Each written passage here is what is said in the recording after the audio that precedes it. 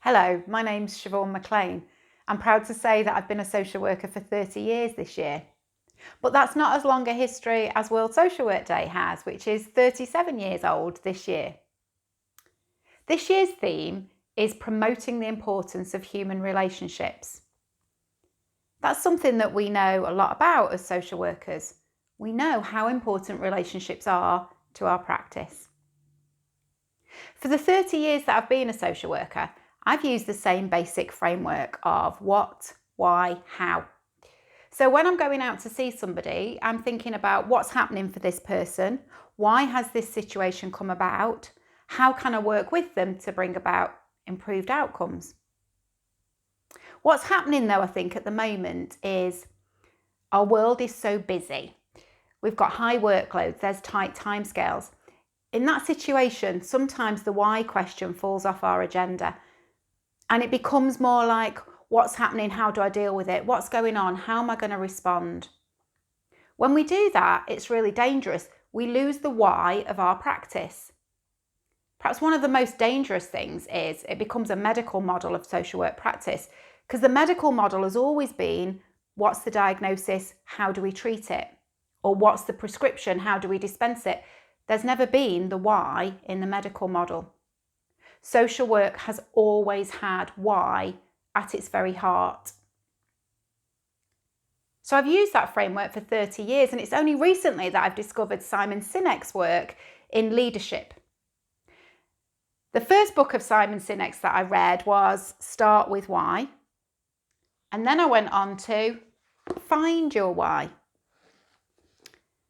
I think as social workers, we know our why. We understand our why.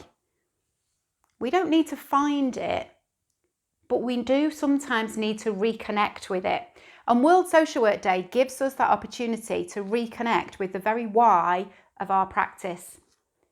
So for me, social work has always had why at the start and at the heart of what we do. You could say the very same thing about relationships. We have relationships at the start and at the heart of social work practice. So it really makes sense that we're connecting this year with promoting the importance of human relationships. We need to remember, though, how difficult and challenging things are for people right now. I think things are more difficult in society than they've ever been. Austerity is having a huge impact on people. And while we take time to celebrate World Social Work Day, I think it's really important that we build on those relationships to recognise that it's not all about celebration. We've also got to think about what we can do to promote human relationships and that vital importance of human relationships. So we know our what and we know our why, but what about the how? One of the things I've found most interesting to read this year is the Care Experience Conference report. This report was on the first Care Experience Conference held at Liverpool Hope University last year.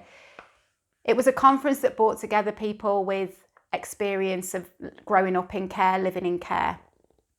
We need to really listen to what's at the very heart of our practice, relationships. The Care Experience Conference has this. It says that you spoke to us and you said these 10 things.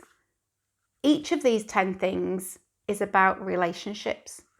But the first, perhaps most important one for me was the first message: we need more love in the care system.